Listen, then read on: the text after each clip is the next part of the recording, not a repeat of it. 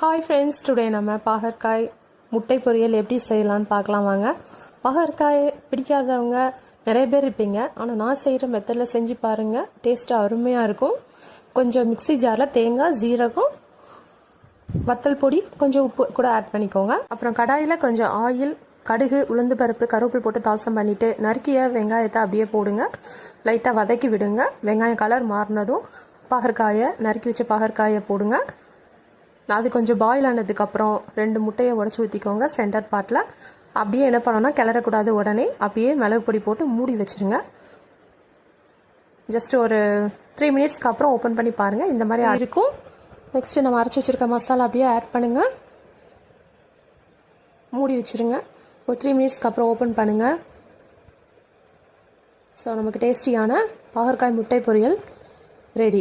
So இந்த மாதிரி more videos பார்க்குறதுக்கு நம்ம சேனலை சப்ஸ்கிரைப் பண்ணிக்கோங்க. தேங்க்யூ.